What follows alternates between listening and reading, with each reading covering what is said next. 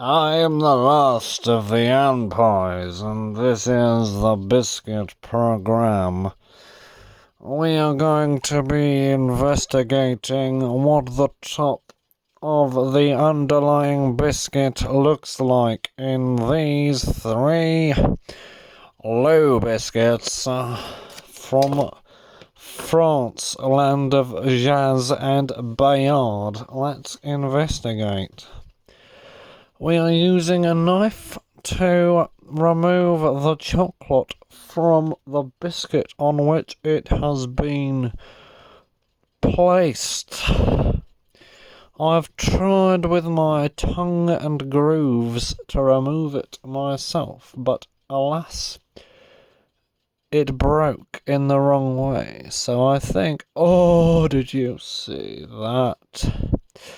Pretty easy already, I think. Now, this, friends, is the Lou Bubble and Choc. A lovely chocolate coated biscuit, if you ask me. Let's just scrape off the remaining chocolate from the surface and we can have a very good look at what the design is underneath.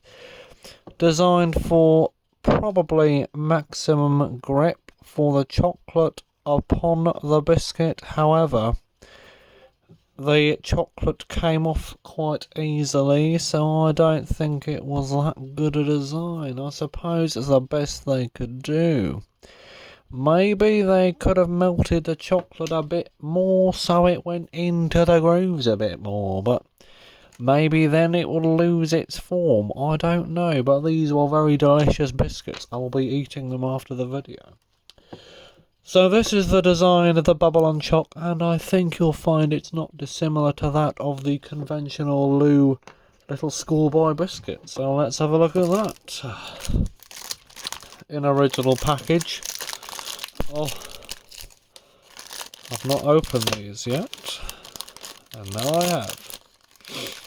Right, I've investigated this biscuit before, however, the photo I took some time ago is all covered in bits of chocolate because I used my teeth to remove the chocolate layer. However, this time we will be doing it scientifically with a knife. I'm expecting a similar formation of holes. However, as expected and consistent with previous experience, this one is a lot harder to remove than the Bubble and Choc. This is much more difficult. I'm worried I might not be able to eat much of the chocolate afterwards. I wonder if I could have used a hairdryer to melt the chocolate off, but then the melted chocolate would seep into the holes and make it even more hard to identify the design. But I believe, I'm fairly confident, that the design is much the same as the Bubble and Choc. If my memory serves me well.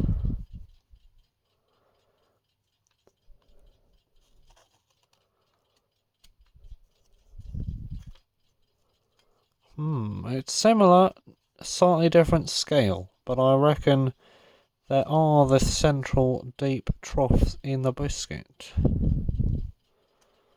Yes, there are 3 troughs centrally. Unfortunately we do have quite a lot of chocolate residue on the biscuit, so can we scrape a bit more off, can we? So, can we do that? Well, we are able to determine the design, although it was a messy procedure. As a reference photo goes, this is probably the best we're going to get, I'm afraid, but as you can see, we do have a similar arrangement of holes and grooves in the biscuit. However, the one on the right has gripped a lot more and it's slightly different scale of design. We have closer together grooves in the middle and further apart grooves on the outside, which is quite interesting. Do we have little holes there though? You can see from the back, I think there are small holes about the biscuit. One there, yeah, there's one there. Well that's interesting. Now let's move on to the little schoolboy bar biscuit. Very nice indeed, sir. This one probably a lot bit easier again to remove the layer of chocolate from the top of the biscuit. However, I'm having some difficulty, to be honest. It's not as easy as I thought it was going to be. Oh no, it's gone kind of wrong, isn't it, boy? Are we going to see what the biscuit looks like underneath? I'm slightly disappointed at the moment because it looks like it's going to be plain Jane under there.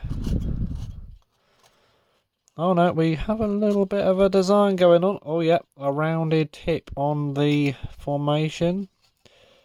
We have a rounded area there.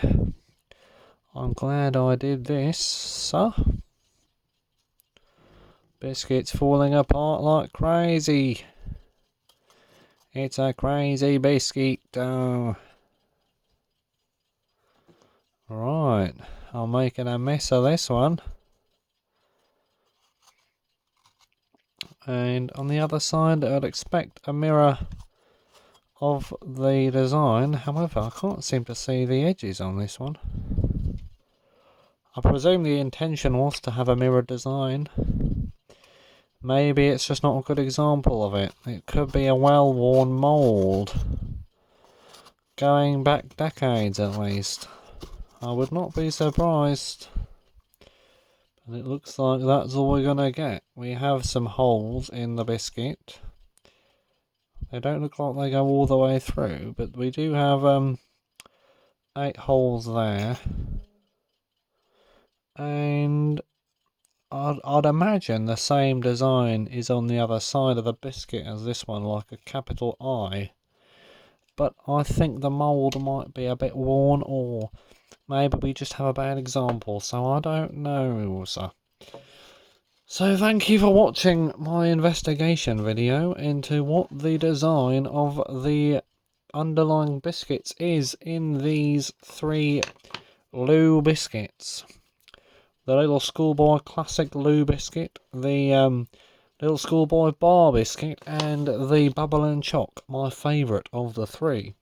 And evidently the easiest to expose the underlying design. Now I will eat whatever this mass of chocolate biscuit is.